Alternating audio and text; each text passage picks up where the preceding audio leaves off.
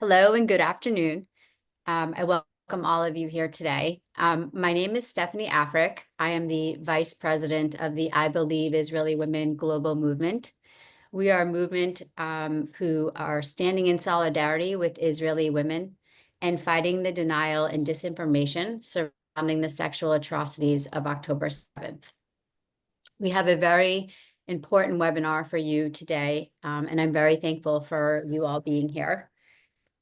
In the wake of October 7th attacks, social media platforms have not only been used to share the horror of that day, but also to spread disinformation, deny atrocities, and distort the truth. This weaponization of online platforms has deepened trauma, fueled anti-Semitism, and silenced the voices of Israeli women and victims of sexual violence. Today, we're here to break the silence and push back with facts, strategy, and solidarity. Moderated by Dr. Logan Levkoff, this powerful discussion will feature two leading voices on the front lines of truth-telling and media accountability. Jackie Alexander, CEO of Honest Reporting, and Laura E. Atkins, Associate Vice President of Communications for Jewish Women International.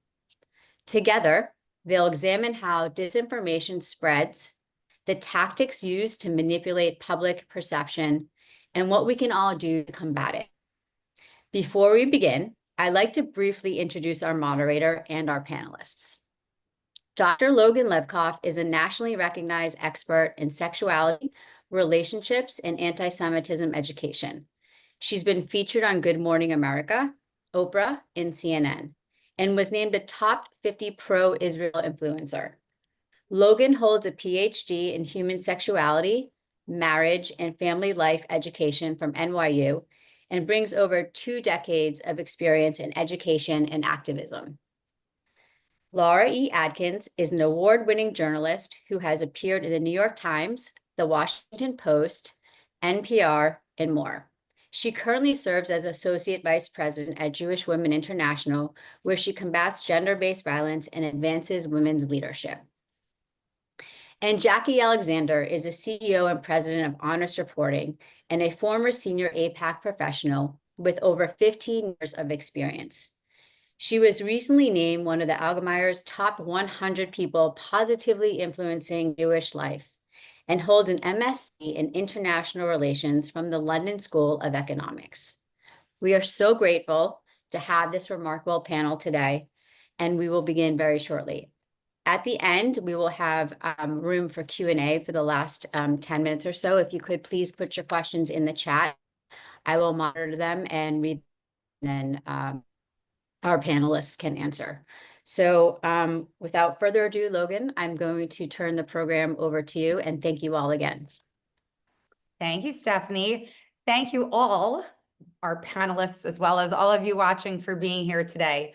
You know, it's easy to feel impotent, and I don't mean that like as a sex educator pun, though it might be one, when you realize that you are this small yet mighty group that feels like we're against a tsunami of systems that are working against us. But today's conversation is very much designed to inform, awaken, and give everyone the tools to fight back in whatever way makes sense to you.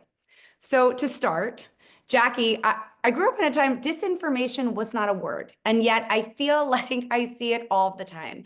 And I think a lot of people have questions: disinformation, misinformation. What are we talking about when we use the word disinformation? First of all, thank you so much for having me. I'm honored to be here, and I'm so pleased with the turnout.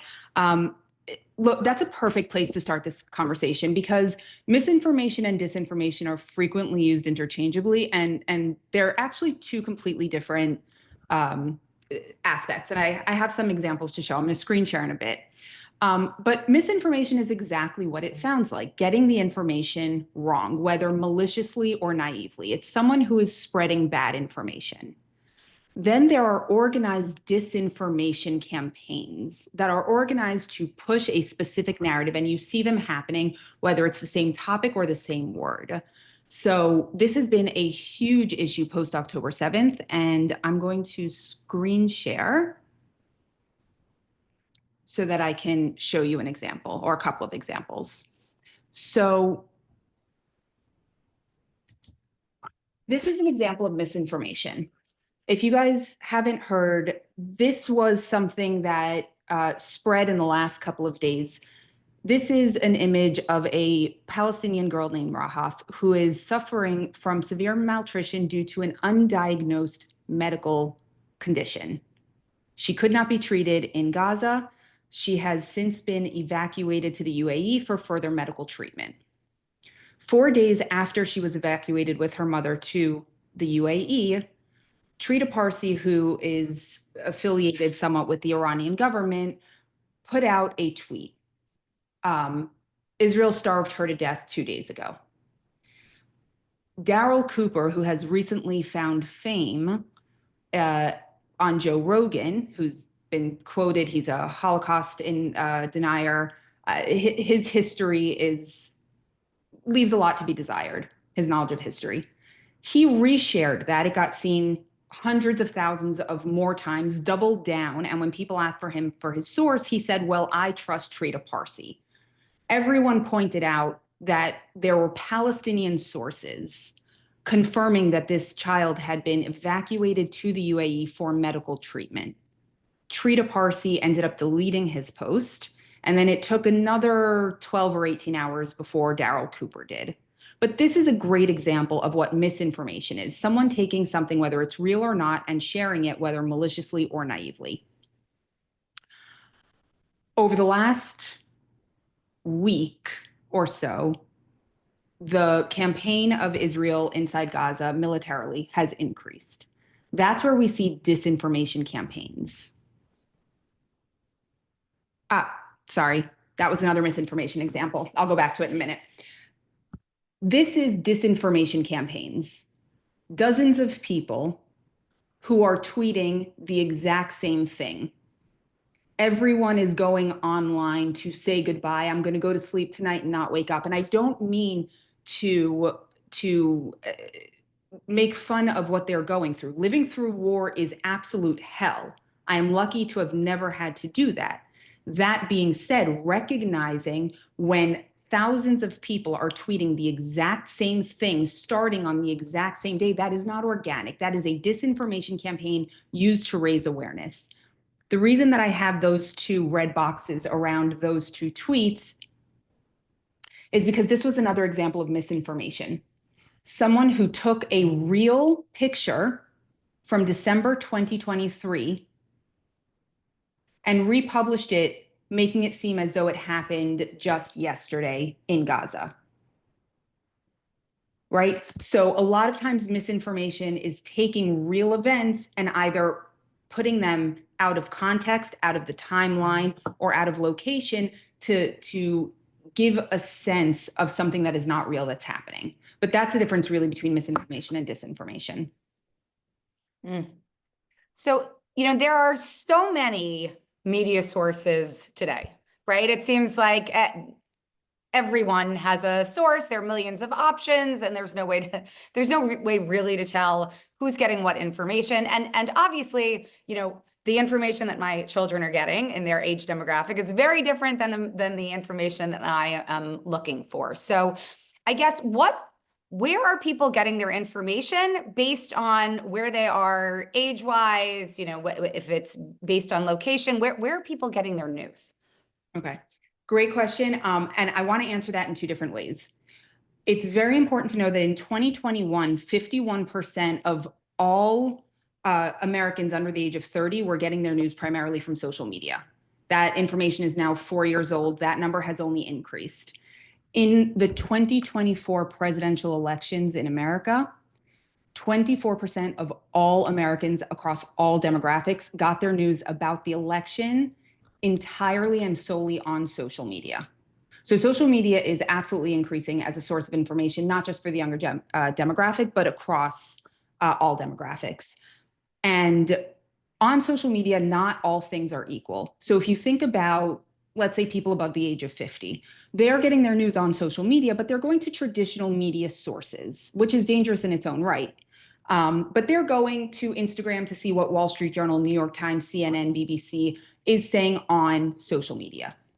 Young people are not doing that. People under the age of 30, people under the age of 45 really are going to social media to cut out the middleman. Their trust in media is so low that they don't need to use the media to analyze anything. They want to find the authentic source, the original source, and hear it from themselves. And I'm about to show you why that's dangerous. And it all goes back to how we are educated. So when I was growing up in middle school and I had to write, and high school, and I had to write a paper, I went to the local university library and got out an encyclopedia. My children refer to that as way back in the 1900s. Yeah, Jackie, you're dating yourself here. I mean, I did the same thing. We had microfiche, so. That was elementary school for me. I remember that. I could load it and unload it like a queen, but I couldn't get it to go slow enough to stop where I needed it. But we used encyclopedias. Now, whether an encyclopedia was 100% correct, using Zionism as an example, they got it right for the most part. Jewish nationalist movement that had as its goal the creation and support of a Jewish national state in Palestine. That's the first thing you read when you go to Encyclopedia Britannica. I graduate college, and now I'm doing research on Google. You get a whole lot more sources. You get Wikipedia at the top, and we're going to jump into Wikipedia in a minute. But you get encyclopedia, you get Reddits, you get videos. You're not getting a great answer, but you're getting a lot of different sources that can introduce you to how Zionism is viewed differently among different demographics. But what Google has done recently, and I'm sure all of you have seen this, is now when you put something into Google, the very first thing you see is an AI overview of an answer, right? So now you'll see that at the top. Where does Google get that? It's trained on Wikipedia. And not just Google, ChatGPT, which is right now being used as one of the primary sources. The way that I think a year ago, I would have said that people under the age of 30 are going to TikTok and Instagram to do their research. Now they're going to ChatGPT. ChatGPT uses Wikipedia to train itself and weighs Wikipedia's entries as 30% of the response that it gives you. The reason that that's dangerous is because this is how Wikipedia defines Zionism. It's pursued through the colonization of Palestine, and it wants to create a Jewish state in Palestine with as much land, as many Jews, and as few Palestinian Arabs as possible.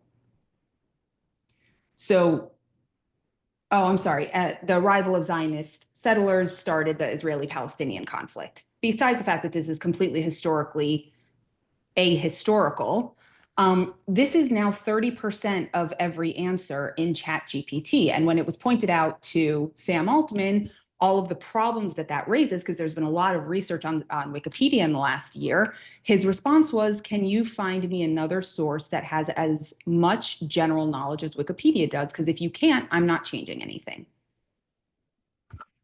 So this is how people are getting their information. And when you think about where they're going for information, this is how they're trained. There's no critical thinking involved.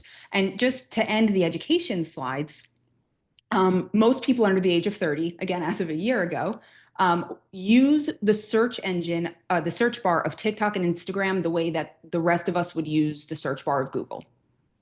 So this is what happens in my algorithm of TikTok when I type, what is Zionism? These were the top 6 responses. Not a single one of them would actually give you a realistic answer of what Zionism is. And that's dangerous. Yeah, of course. Of course. So let's take that now to post October 7th.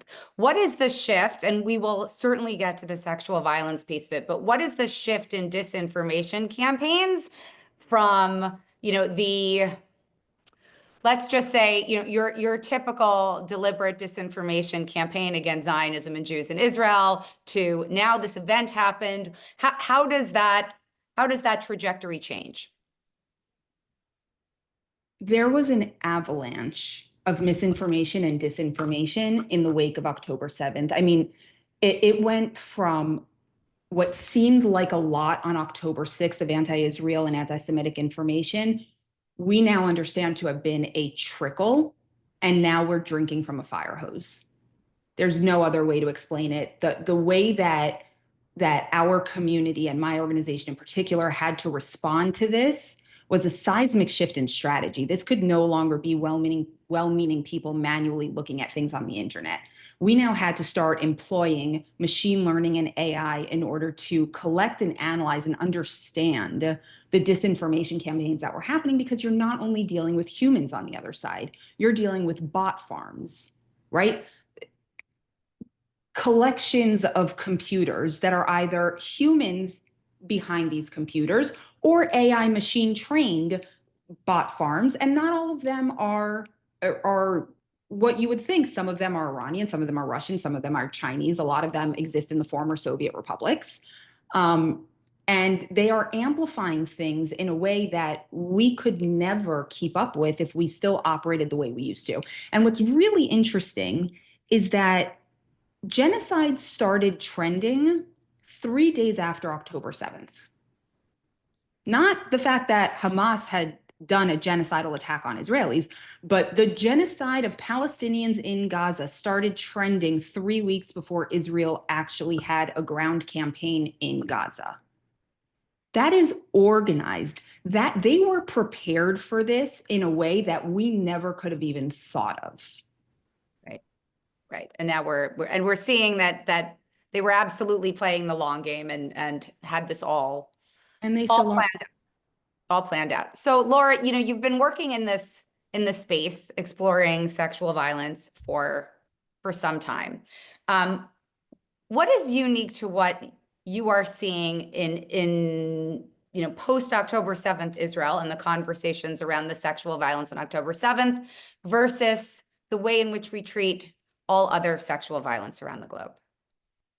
Thank you, Logan.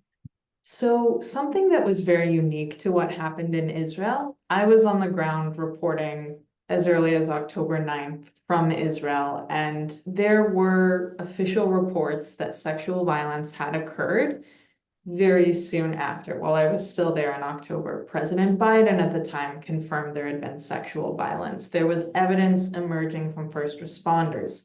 We actually saw like a very quick collection of evidence being amassed. And very soon after, during one of the first hostage release deals, we had named survivors like Amit Susana coming forward. We had a lot of high profile coverage in places like the New York Times documenting not only what Amit experienced, but what family members of some of those who had been raped before being killed were going through. There was a ton of information that was piling up, but we also saw very early on coordinated campaigns to dismiss that violence had occurred and to demonize anyone coming forward. It was at such a level that Pramila Patten, who actually went from the United Nations, compiled a lot of the evidence that found that this sexual violence occurred. One thing she said in her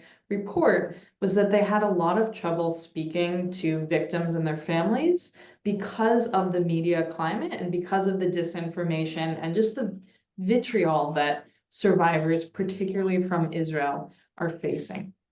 And I think a lot of this definitely is a mix of both misinformation and disinformation. Something unique about post-October 7th, first of all, just the scale of everything is so much more. October 7th, Israelis experienced the equivalent of the number of Israelis who were killed during the entire Second Intifada in one day.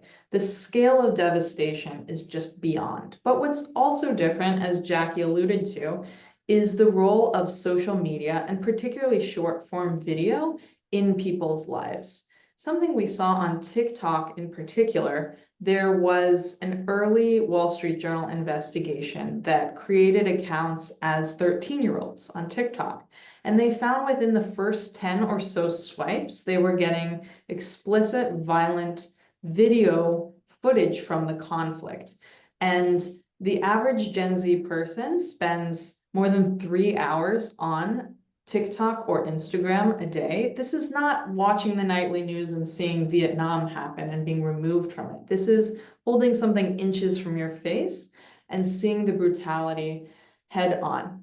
I think we'll get to the academic question in a little bit, but as someone who's on a university campus, you also see a lot of mixing of things that seem like reliable sources and have a veneer of journalistic values that are really disinformation campaigns aimed at dehumanizing Israelis.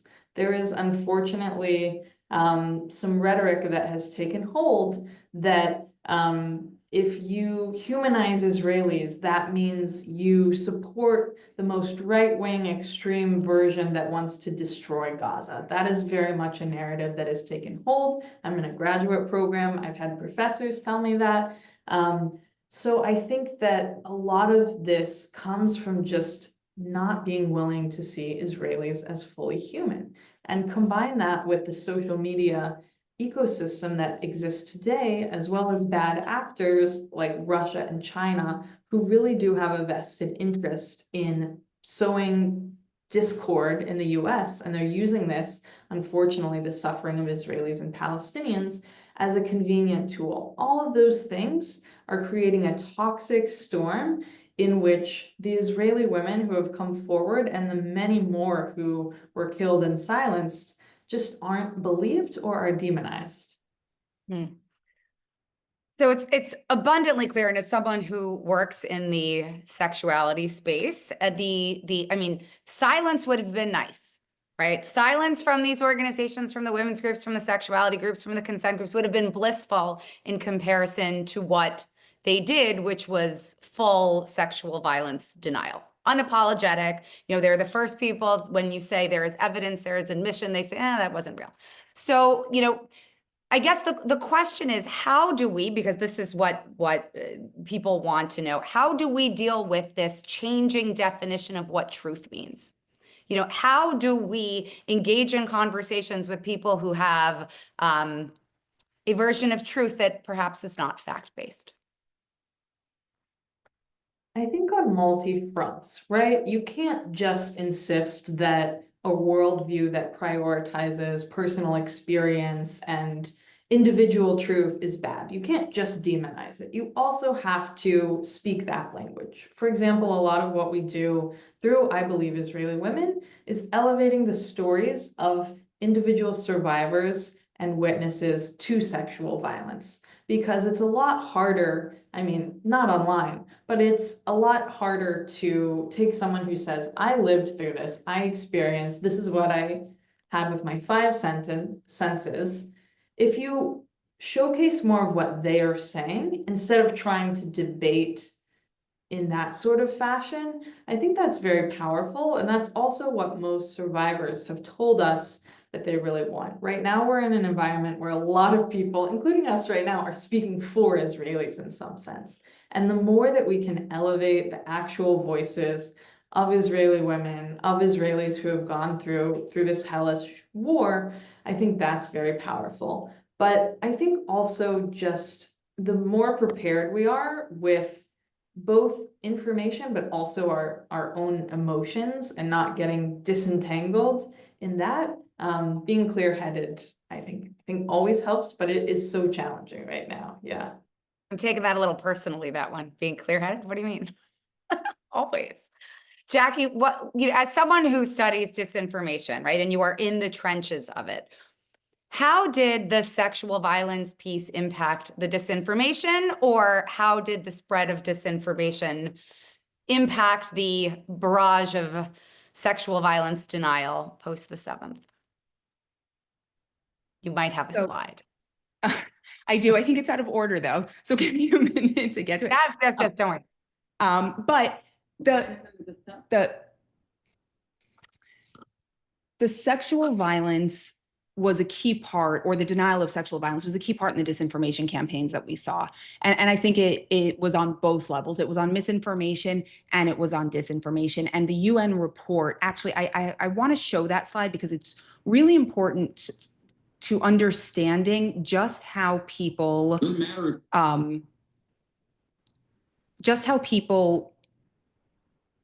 have no problem lying, right? So this is someone who has 280,000 followers on Twitter. I'm sure, Logan, you are very well aware of this world. And this post had 3 million views.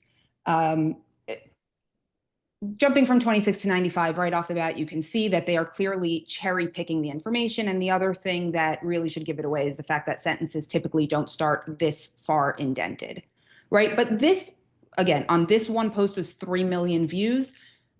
Lots of people shared this exact picture, which said that the UN report that Laura was referencing earlier showed that there was no sexual violence or rape on October 7th. Here is, if you read it in order, what it actually said. The commission concludes that members of the military wing of Hamas targeted women, including sexual abuse. The commission identified patterns indicative of sexual violence. It was not isolated, it was perpetrated in similar ways in several locations. All of this was deleted, and what you saw on the prior screen started right here. That the commission did not find credible evidence that they had received orders to do so. Great, so they all decided to do it on their own. No one had to tell them to commit sexual violence, right? But this is a very real thing that we saw in the aftermath. And here's Brianna Joy Gray, who is not only a journalist, but she worked on Bernie Sanders' campaign. Hers had 250,000 views. This is someone else I've never even heard of, but 1.2 million views. I mean, this really gained steam on social media using the actual report and just either cherry picking or deleting certain elements of it. And it's really wild to see how things like this perpetuated, because in the same breath, what you see with sexual violence and with anything related to October 7th, and remember, the reason we have so much evidence of what happened on October 7th is because Hamas filmed it themselves and uploaded it to social media and to Telegram. We're using primary source material that is still out there. Everyone is saying that they never had access to the 72-minute film. We have access to hours and hours of data that is still out on Telegram and on social media. And what we saw in the aftermath of October 7th and what we continue to see today is praising Hamas for what they did, as well as saying, but, oh, Hamas never actually did that. It's a lie. Israel made it up. Every accusation is a confession. Israel is really the one raping all of these poor Palestinians. And what we actually saw with rape in particular, they really tried to turn that on its head, is that Al Jazeera started perpetuating this lie that Israel was raping its way through Gaza. And it was so harmful because for all of the faults that can exist during a war, the Palestinian people know that the IDF is not raping its way through Gaza.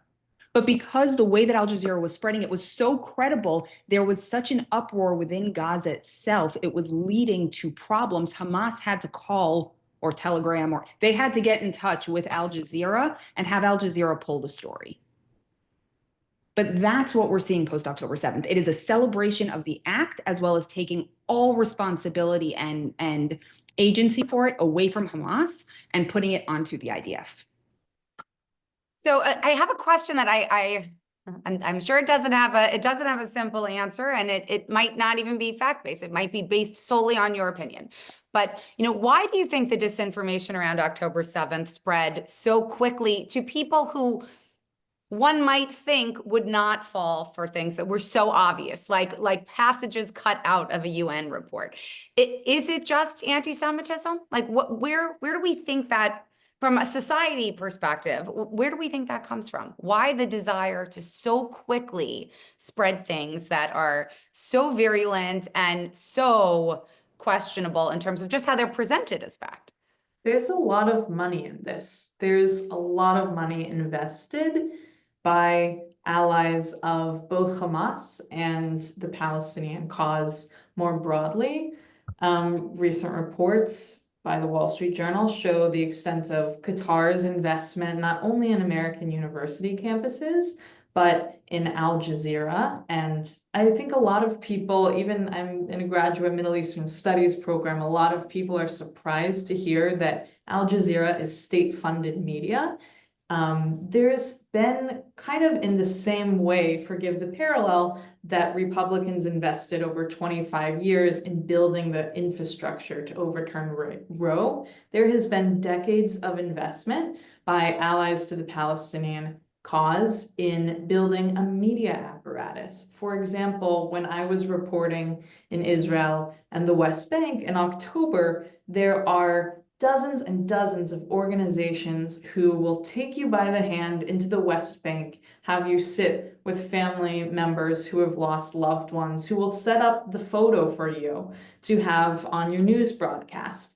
And this was such an unprecedented trauma for Israel, and Israel in general does not have as strong of an English-speaking media arm in that same way to show people what they want them to see. So a lot of this is in the same way if I was reporting on a conflict that I didn't have context on, I will only know what I am shown unless I have the time to dig deeper.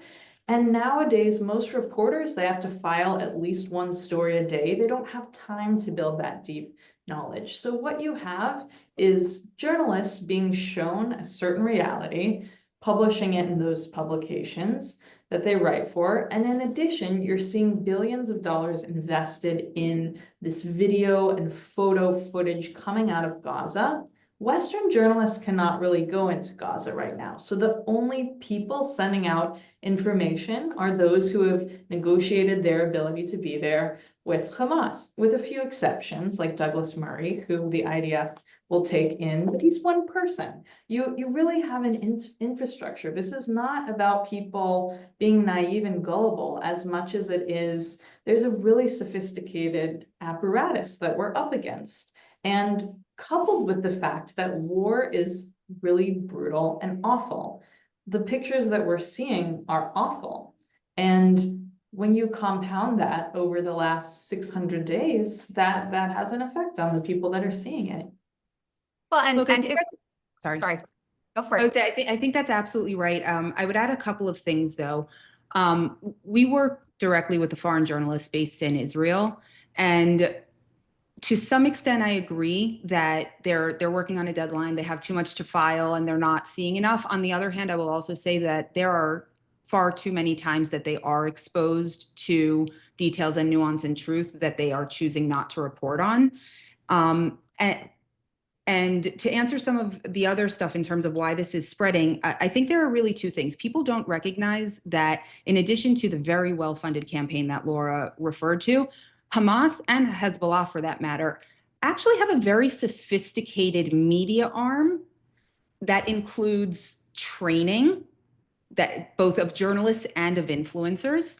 They control every single piece that comes out of Gaza. Just think about the hostage release ceremonies.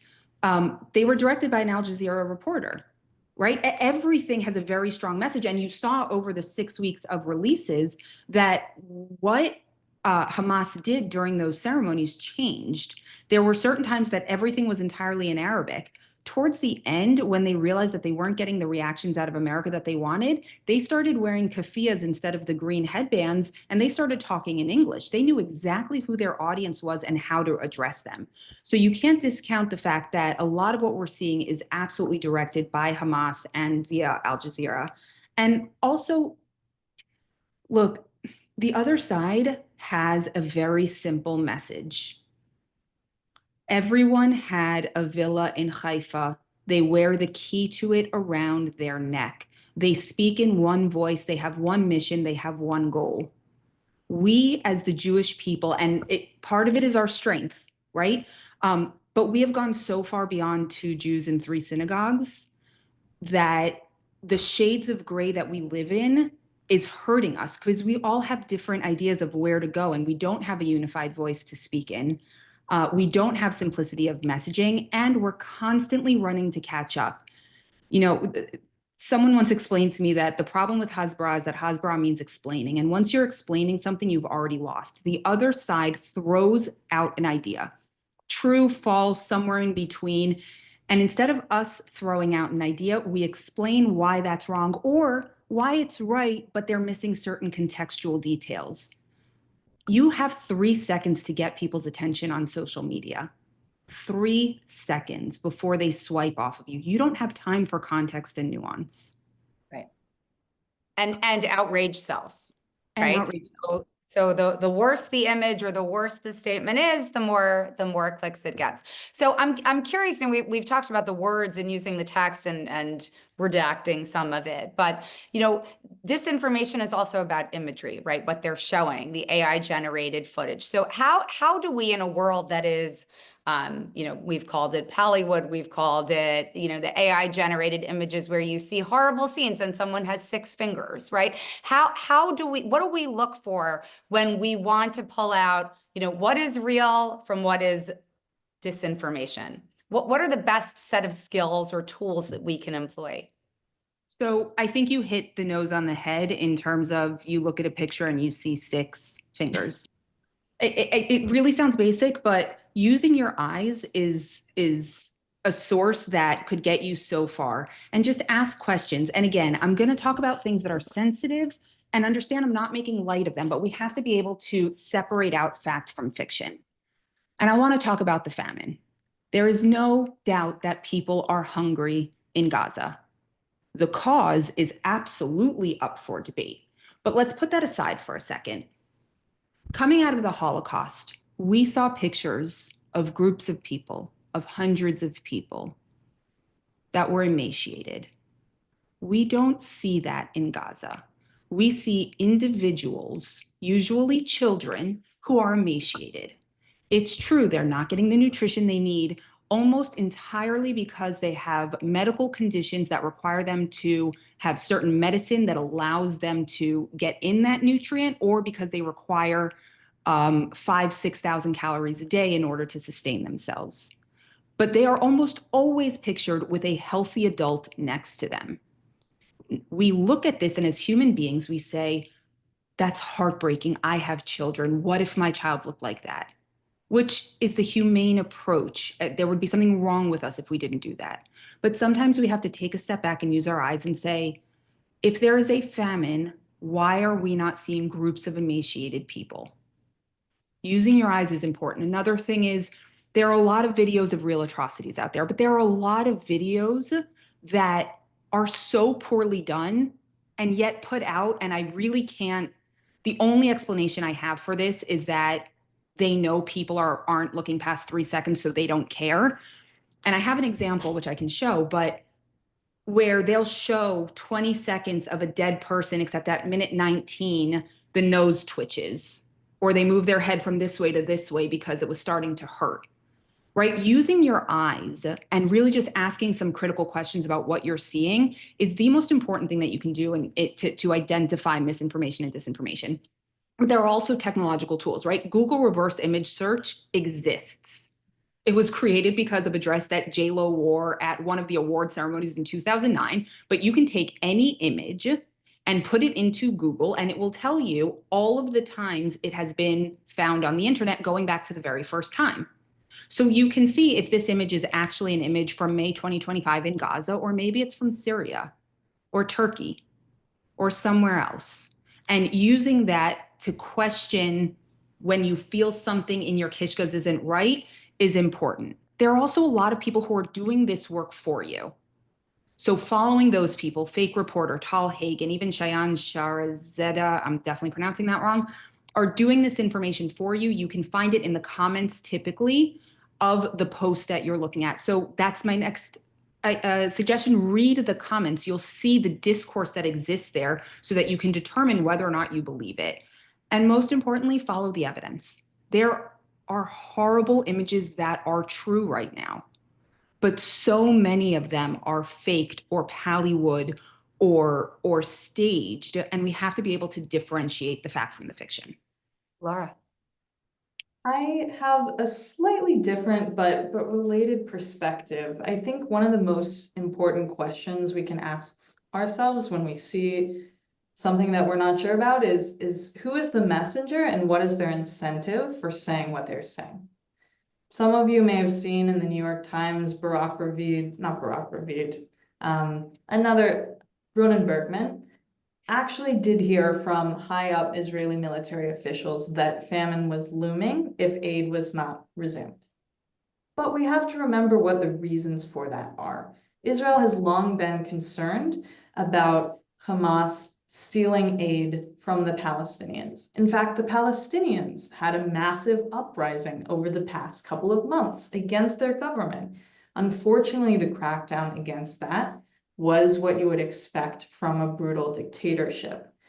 And I think when we see someone pointing out, sometimes rightly, what's happening in Gaza, what their incentive is will dictate how you respond to it. If it genuinely is coming from a place of caring about the humanitarian situation. Ellen, reverse Google image search is what you mentioned. We can send a link to that. But if someone is genuinely coming with humanitarian interests and just doesn't know, pointing out again who is responsible for getting this food that has been delivered from the Hamas places where it is deposited to the civilians, and also remembering that fixing what's happening in Gaza does not require demonizing Israelis and destroying Israel. When we get into that headspace of very us versus them, we're not going to win, because right now the images coming out of Gaza look to the average person who is not anchored in this conflict way worse. And I think, just to echo a little bit of what Jackie is saying, the Hamas media infrastructure is so sophisticated. There was an incident where Israel evicted a lot of Hamas terrorists in the 90s into Lebanon, and they organized a press conference. Larry King was brought in. There's so much spectacle. And part of this, unfortunately, the unstated thing is because Israel is not willing morally to make a spectacle of our dead in the same way that Hamas is. Yep. And it's heartbreaking that that works to our disadvantage in this media environment where the visual is so prioritized. But Yeah. I think again, there's a difference between someone who's coming to attack and someone who's coming that just doesn't understand. And I think you can have more conversations than you think that you can find some middle ground. Hopefully, but I do think that there's a question that's come up a few times, and then we can open. I'll ask this one last question, and then we can open it up. You know, for so long, people have told us don't engage with the trolls, right? Don't engage with the people. But the denial of sexual violence is so hideous that it is often impossible to stay quiet, right? Particularly if it's people in your own life who you know, different than if it's some bot with an egg avatar. So, I mean, I have my own way of doing it, but you're the experts here today. So what do, you know, what is your recommendation when people in your life are posting disinformation, particularly as it relates to something like rape denial? Do you engage? Do you not engage? We're Jewish. How do we not engage? I mean, come I'm on. glad you said it. Yeah. We fight about things we agree Yeah. on. Yeah. My husband and I have started calling it aggressively agreeing with each other. But like, of course, look, there is a member of Congress who is one of our best friends, and that person has been sharing things which are very well meaning and actually in our favor, but incorrect. I reached out from a place of friendliness to say, hey, this is amazing. Thank you so much for being an ally. By the way, this was incorrect. Here's how you can fix it. Right now, on the troll side, again, it depends. I actually got into a fight this weekend with someone who I love, who served in the IDF, who worked at the Israeli hospitals post October 7th, dealing with people, and we have a very big disagreement on what's currently happening in Gaza. you approach that conversation similar to what Laura was saying, and inside the family conversation very differently than you approach an outside the conversation, because inside the family, we agree shades of gray should exist. There is no black and white, and we're both coming at it from a very good place. And you need people like doctors who have that sense of morality, and you need the activists who are going to push for change. Both those things true. But when you talk about an outside the family conversation with the egg avatar and the trolls, that's where I think you need a little nuance, because sometimes when there's 137 followers and they're saying ridiculous things, you should block them and move on. When the trolls have more followers or their post is getting a lot of information, I do think you engage, but not because you're going to change their mind, but because most people who are on social media understand that the magic happens in the comments, and you don't want people going there, seeing this absurd, horrific stuff and not having a response, because that's how most people are educating themselves. And typically a question will come up around community notes. So let me just address that quickly. And I'm going to address it by showing you this again, right? Rate proposed by community notes, rate proposed by community notes. This has been since June of 2024. There is no doubt sexual violence occurred by Hamas on October 7th. But the way that community notes works on Twitter, and now this is about to be mimicked on Meta platforms, so Facebook and Instagram, is that you need two people who have previously disagreed on another note to agree on a note here in order for it to be shown to the public. So I can see that a community note has been proposed because I'm a member of community notes. I can answer notes, I can rate them, I can write my own notes. Most people will not see that. And that is fundamentally in this topic, whether the topic is Jews, sexual violence, or Israel, you're not going to get other people that disagreed on a topic to agree on this, because misinformation is their game. They live in the world of lies and they're comfortable there. So we do really have to engage with trolls, because otherwise we're not going to get the message out. So I know, sorry, Jackie, go for it, I Laura. was just gonna say, I think Jackie is right. I think one thing that I would add is that, and this doesn't feel helpful in the moment, but our biggest strength is community and relationships. It's much easier if you already have an existing relationship with someone to be able for them to trust you when you say, hey, you got this wrong, let's talk about it. I think it also depends on your platform size. If you have a big account, then sometimes engaging with those negative posts will make it so that more people see the information. Sometimes if you have a smaller account, all it will do is boost that post. We call it rage bait sometimes. All it will do by engaging with it is boost it in the algorithm so that more people see it. So I think especially if you're trying to protect your own time and your own emotional health, like you should actually have a heuristic that you use for when you engage and when you don't. It's not always so easy. It's easier said than done. Trolls are people who post content just to get engagement or a rise out of you, especially since Twitter monetized engagement for high profile accounts. There's an increasing number of accounts who just post things that they know are going to get people riled up and engaged with. Yes. So I want to defer to you, Stephanie, to go into some of the questions that you're seeing, but I do want to say one thing, which is, there is no question that so much of what we are seeing is rooted in age-old Jew hate. Right. And the things that have transpired, not just since October 7th, but for years before that, everyone has been playing the long game to give this age-old conspiracy theory the ability to rise up and very unapologetically. And I just, but before we go into some of the questions, I just want to say that despite all of the horrible things out there, as you look at this panel and all of the comments that people have been writing, we were made for moments like this. It is in our history. It is in our DNA. We know how to fight. We know how to do what's right. And I think we need to see that as our strength, even in times where it feels like it's just a deluge. We still have this, and we have each other, which is where our strength is.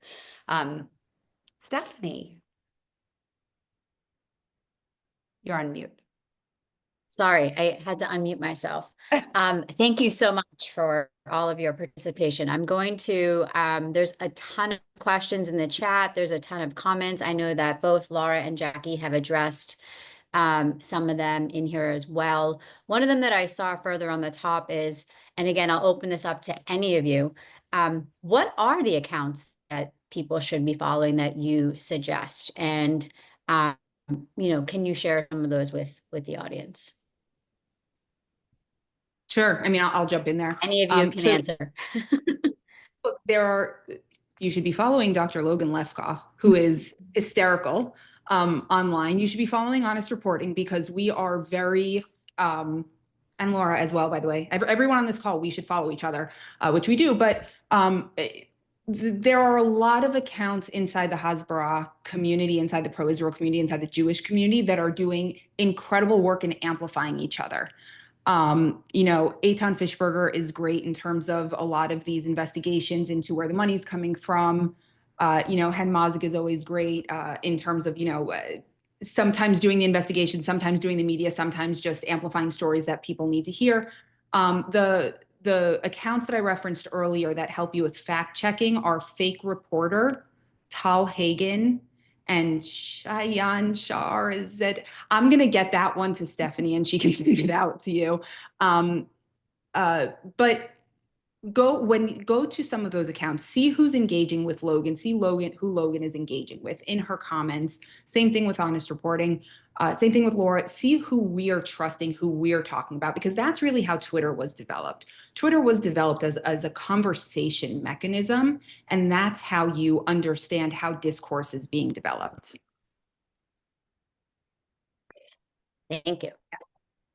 Also, yes, there was a question in the chat about will we be able to provide after the webinar some of these resources that we're all sharing on the screen today, and we absolutely will. We will compose a list of good resources for all of you. So thank you. Okay, so how can we be supportive of women yet critical of Israel without it being considered anti-Semitic? I can start. I think that, again, just really leaning into community and individuals is huge here. And right now, I think Jackie has a different perspective than I do, but what I've heard from my work with a lot of the hostage families is that they don't even feel aligned with the state and their government right now. And so I think really leaning into things that you feel are important and aligned with your values. For me, that means amplifying the voices of women who survived sexual atrocities or witnessed them, as well as family members of the hostages, as well as those who are pushing for the type of Israel that I want to see as someone invested in the future of the state. I think it looks differently for everyone, but I don't think that it works when you feel like it's dishonest with what your values are and what the Israel you connect most to is. Look, I think you're spot on. One of the big misconceptions, and it's not really a misconception, it's part of a disinformation campaign from the other side, is really trying to explain how anti-Semitism isn't really a thing.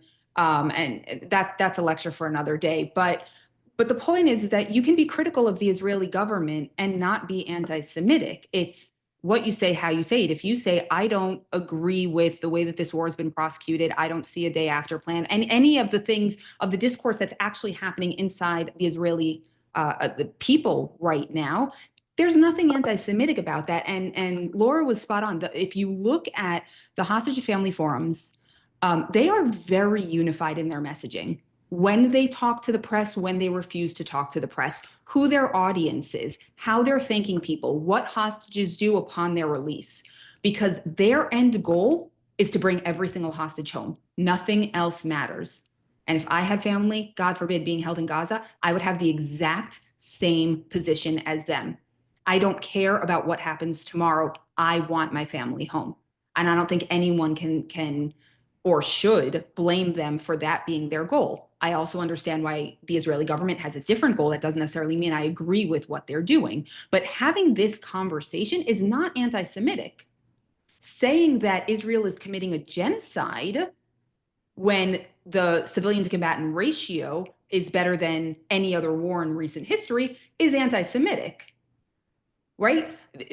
So that I don't think that anyone who is really thinking about this logically will fall into the trap of being anti-Semitic when they want to criticize the Israeli government. It's really only bad actors who say that they can't do it. And look, I think that I use a phrase in with people in my own life, which is why my circle has gotten smaller, that, there's a phrase that to me really defines in a moment whether or not I am going to engage in a conversation further. And it's October 7th was horrible. If the next word is but, we have nothing else. We've Yep. nothing else. And it's, that's clearly what's about to happen is going to be anti-Semitic because it's a justification of atrocities, or it's a denial or a minimization. And I think also, we all as individuals get to decide how much we want to engage, not just online with the people in our lives, but we also have to protect our own sanity too. And it's not always worth it to keep people around who demean your peoplehood, your personhood. Yep. Thank you. Okay, so we have time for one more question. I think this one is an important one. And again, feel free, any of you, to answer. It seems that the Israeli government focus is to eliminate the Hamas military. Who is leading the charge on the war against disinformation? I think I missed something. Can you repeat the question? Sure. It seems that the Israeli government focus is to eliminate the Hamas military. Who Okay. is leading the charge for a war against disinformation? I think something that my stepfather always says to me is that the loudest people are the 20% on each extreme. And the vast majority of us are not in those two poles. And I think actually that the vast majority of Americans of all ages, by the way, are in the same headspace as us in terms of this war is awful, but Israel is not a demon. I want people to be at peace. I don't really know what is happening. And I think it's likewise very hard to organize around non-extreme positions. So I don't think that there are clear people that are fighting like this war for sanity. I think that candidly, Israel is also very occupied and still in acute trauma. The war has not ended. The hostages are not homed. The current government is not, I think, equipped for this. But I would say that you can kind of stitch together for yourself a media diet of people who are doing this work. And I think it was a great idea in the chat. We can send around some of those. Logan, Jackie, and her organization. I think it's right now part of the challenge is it's isolated pockets of people who are pointing out what's happening and the disinformation and stuff like that. I want to jump in here because one of the main things that I've heard over my entire career is Israel has horrible PR. And after being in my role at Honest Reporting, I now fundamentally disagree with that. And there's so much evidence to prove my point, but we're already over time, so you're just going to have to take my word on it or call me later. But Israel doesn't have bad PR.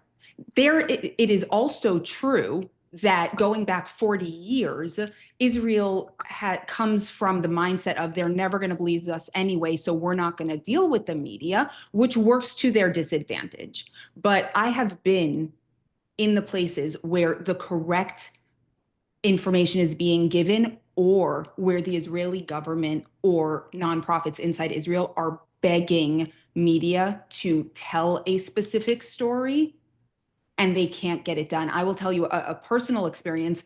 My team works with foreign journalists, and Gali Idan, her family was brutally murdered in front of her husband and her daughter. And she was the one who Hamas turned on Facebook Live on the family account to live stream their atrocities. My team pitched that to 6 different news outlets, an interview with her, to 6 different news outlets. All of them passed until the 7th picked it up. That show, the seventh, ended up being nominated for an Emmy Award. But 6 outlets passed on telling the story of the Idan family. That is not bad PR. That is a decision by the media outlets. And then just going a bit further in terms of who is fighting the war for truth.